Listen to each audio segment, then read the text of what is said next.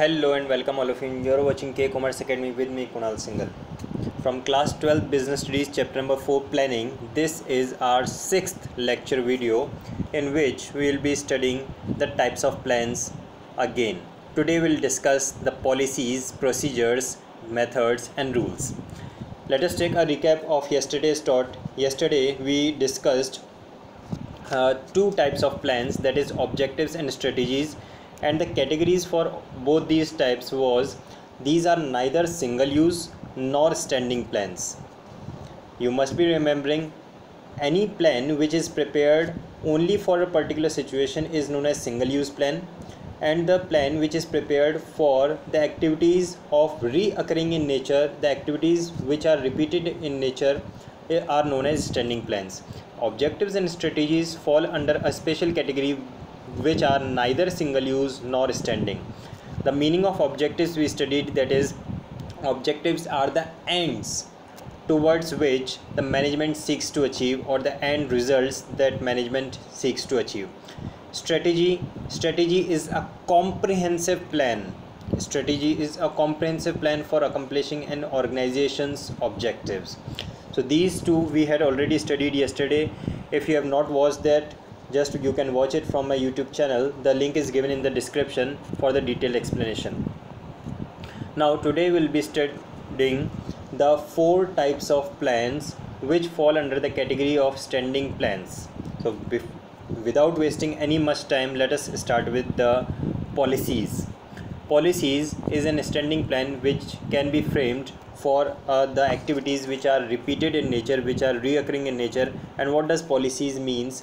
Policies are the general statements that guide thinking or channelize energy towards a particular direction. A policy is a general response to a particular problem or a situation. Policies provide a basis for interpreting the strategy. So this is the most important sentence. You can just underline or you can just highlight it and you can mention it in the copy. We studied the objectives. Objectives are the ends towards which organization wants to achieve. After that, what are the strategies? Strategies are the comprehensive plan to attain that objective. Now what are the policies? Policies provide a basis for interpreting the strategy. आपने जो भी कोई strategy frame की है objectives को achieve करने के लिए, आपने जो स्ट्रेटेजी प्लान की है उस स्ट्रेटेजी को इंटरप्रीट कौन करता है? That strategy is interpreted, that strategy is explained by the policies framed in the organization. Let us take an example. The company may have a recruitment policy. मेरी company में मैं अपने एम्प्लॉयज़ को appoint करता हूँ, तो वो क्या पॉलिसी मैं उसके लिए अडॉप्ट करता हूँ? That whether I choose an internal recruitment or external recruitment, advertisement in the newspaper, recommendations, where we have different recruitment policies. A company may have a pricing policy. Pricing policy, that is whether we set the prices of our product on the profit maximization motive, or we set the prices of our product on sales maximization motive. So the company may have a recruitment policy, pricing policy, within which objectives are set and decisions are made. So क्या याद रखना है आपको की sentence policy के लिए? That is second paragraph जो यहाँ पे लिखा है वो मैं पढ़ रहा हूँ. A policy is a general response to a particular problem. एक पर्टिकुलर प्रॉब्लम को डील करने के लिए जो एक जनरल रिस्पॉन्स होगा मैनेजमेंट का, that is known as a policy. And that policy will be framed once and will be applied again and again, year after year, because these problems may be of a recurring nature. Further, you have to remember in your mind, policies provide the basis for interpreting the strategy. अब एक और बहुत ही ज़्यादा simple मैं आपको example दूं तो आपकी, जैसे आप स्टूडेंट हैं, आपकी स्कूल में एडमिशन पॉलिसी होती है कि किस परसेंटेज के बच्चों को हमें एडमिशन देना है, एडमिशन किस क्लास में हम अलाउ करेंगे, किस में नहीं करेंगे. एडमिशन पॉलिसी होती है स्कूल की. स्टूडेंट पासिंग पॉलिसी होती है कि एग्जामिनेशन में किस परसेंटेज के बच्चे को हम पास करके नेक्स्ट क्लास में प्रमोट करेंगे, प्रमोटिंग पॉलिसी होती है. एग्जामिनेशन पॉलिसी होती है कि हम स्कूल में कितने एग्जामिनेशंस कंडक्ट करवाएंगे. So these are the various examples which are concerned to the your school for the policies, the admission policies, the examination policies, the promotion policies. Okay, let us move further. The next we have is procedures. Again, it falls under the standing plan category, that is procedures once framed can be applied again and again for the recurring nature of activities. A procedure is a chronological sequence. What does chronological mean? Chronological का meaning होता है date wise. Normally अगर मैं बिल्कुल verdict meaning की बात करूँ तो क्रोनोलॉजिकल का मीनिंग होता है डेट वाइज, लेकिन यहाँ पे क्रोनोलॉजिकल का मीनिंग है एक पर्टिकुलर स्पेसिफाइड सीक्वेंस में. फॉर एग्जांपल, अगर आपसे मैं पूछूं what is the process of management, तो आप बोलेंगे sir it is planning, organising, staffing, directing and controlling. Means एक पर्टिकुलर सीक्वेंस में आपने सारे फंक्शंस को, स्टेप्स को बोला.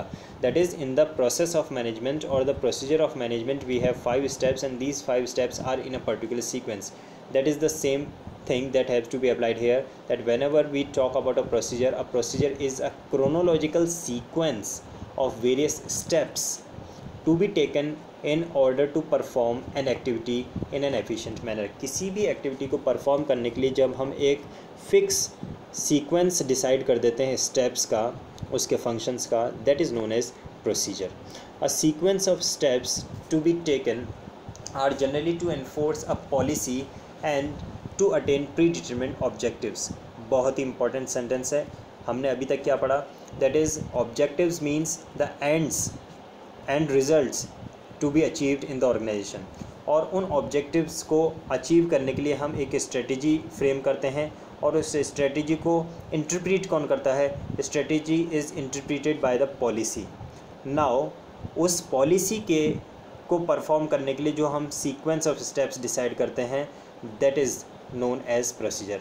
उस पॉलिसी को अप्लाई करने के लिए, उस पॉलिसी को एनफोर्स करने के लिए जो हम सीक्वेंस ऑफ स्टेप्स डिसाइड करते हैं, that is known as procedure. दोबारा से मैं पढ़ रहा हूँ क्या लिखा है? The sequence of steps to be taken in generally to enforce a policy. एक पॉलिसी को एनफोर्स करने के लिए जो सीक्वेंस ऑफ स्टेप्स आप डिसाइड करेंगे, that is known as procedures.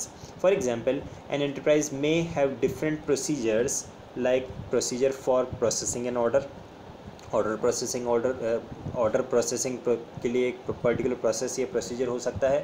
यानी कि हमें अगर प्रोडक्शन करना है तो उस प्रोडक्शन के लिए सबसे पहले हम रॉ मटेरियल एक्वायर करेंगे, उसके बाद उसको हम मशीन 1 में एंटर करेंगे, मशीन 2 में एंटर करेंगे, आफ्टर दैट हम उसका पैकेजिंग डिसाइड करेंगे, आफ्टर दैट हम उसका ट्रांसपोर्टेशन डिसाइड करेंगे, एंड देन हम उसको transport provide will distributed to the supplier. So that is order processing. After that there can be a procedure for the recruitment of employees. Employees की recruitment policy आपने decide की थी, और उस recruitment policy में steps आप decide करेंगे. That first of all we will give an advertisement in the newspaper. After that we will receive the resumes. After that we will shortlist the resumes. After shortlisting we will call them for interview. We will conduct their medical test, and after that we will just check their technical qualifications, their technical knowledge, their experience. So we can decide the steps in the recruitment policy. So recruitment of employees may have a particular procedure. Then collection of payments etc. may have a particular procedure. So these are the few of the examples. ठीक है, let us move further. Methods. Again, methods are fall under standing plan. Let us see what is the meaning of it, and just give a little bit extra concentration, as there is a close relation between the procedure and methods. Many times students may get confused between the procedure and methods, but I will provide you a detailed explanation with simple words. Method is a prescribed process in which a particular operation or an activity is performed considering the objective of an organization. I repeat, method is a prescribed process. एक process है in which a particular operation or an activity is performed. एक particular activity को perform करने का जो process है उसी को method बोलते हैं. और ये जो activity हम perform कर रहे हैं किस basis पे perform कर रहे हैं? Considering the objectives of the organization. जो भी objective आपने अपने organization का set किया है, उस objective को achieve करने के लिए आप एक activity perform करते हैं, और उस activity को perform करने के लिए जो process आप follow करते हैं, that is known as method. Let us read further. It deals with a task, most important one. It deals with a task comprising one step of a procedure. तो अब आप कहेंगे सर प्रोसेस तो हमने procedure में भी देखा था, लेकिन नहीं, देखिए पॉलिसीज़ को, जो पॉलिसीज़ आपने फ्रेम की थी उन पॉलिसीज़ को कैसे स्टेप बाय स्टेप आप फॉलो करेंगे, that is plan under procedure. और प्रोसीजर में आपने जो स्टेप्स डिसाइड किए थे उस प्रोसीजर का one single step how it will be performed is decided under method. देखिए क्या लिखा है, it deals with a task comprising of one step of procedure. Suppose आपके प्रोसीजर में आपने 5 स्टेप्स डिसाइड किए हैं, तो अब हर स्टेप पे आप कौन सा मेथड अप्लाई करेंगे, that is known as method. So method is a part of procedure, or method is one step of a procedure and specifies how this step is to be performed. I hope आपको समझ में आया। Let us take few example. There are different methods available for the valuation of stock. That is FIFO method, LIFO method.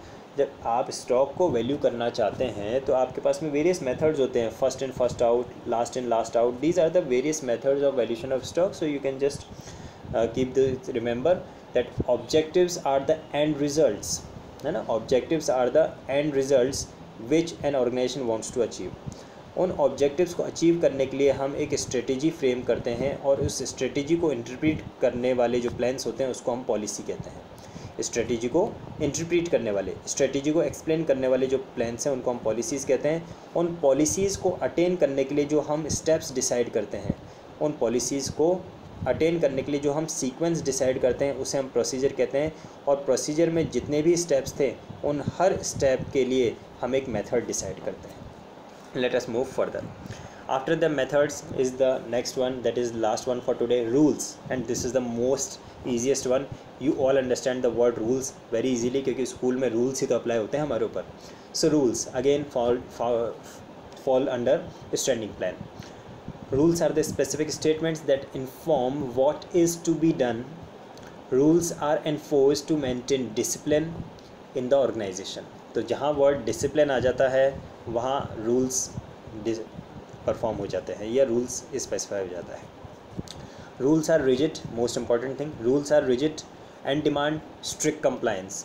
Rules में deviations allow नहीं होता है, rules में किसी तरह की फ्लेक्सिबिलिटी नहीं है। रूल तो एक बार जो कंपनी ने फॉर्म कर दिया, हर एम्प्लॉय को उसको कंपलसरी फॉलो करना ही पड़ेगा। And the most important thing is rules are to be followed by the lower level management as well as the top level management. आप ऐसे नहीं कह सकते कि अपने जो वर्कर्स हैं उनको आप बोलें कि आप ये रूल फॉलो करें और जो CEO ऑफ द ऑर्गेनाइजेशन है वो उस रूल को वायोलेट करे। So rules are always fix and rigid. For example अगर अभी की मैं बात करूँ, अभी जैसे कुछ कंपनीज़ में after the lockdown in the unlock companies start हो गई हैं। So there is a particular rule that every person और every employee in the organisation have to wear a mask over his face and has to carry a sanitizer with him. So that can be a rule and no deviation can be allowed from that particular rule. Or there can be a rule in the company of no smoking. So rules are the strict actions that have to be performed. Rules are decide once किसी person को क्या करना है या क्या नहीं करना है, वो जो डिसाइड किया जाता है एक ऑर्गेनाइजेशन में, जो कि स्ट्रिक्टली फॉलो करना होता है, that are called rules. These were the 4 types of plans we discussed today. Let's take a quick review of all these.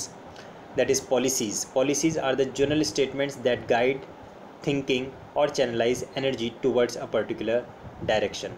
Policies are framed to interpret the strategies. After that, procedures.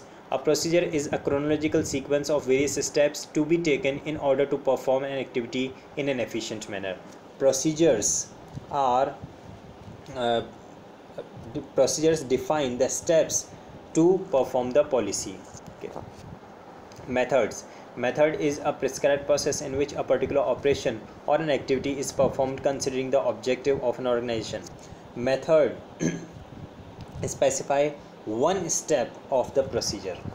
And the rules are specific statements that perform what is to be done. Rules are enforced to maintain discipline. So rules को explain करने की कहीं ज़रूरत नहीं है, आप सब अच्छी तरह से समझते हैं। So I hope आप लोगों को आज का लेक्चर अच्छे से समझ में आया होगा। और ध्यान रखने वाली बात यह है कि जो भी कुछ मैंने यहाँ पे एक्सप्लेन किया है, जो भी नोट्स यहाँ पे प्रोवाइड किए हैं, आप इनके कॉपी में नोट डाउन करें। these will occur as the notes for you in the examination time.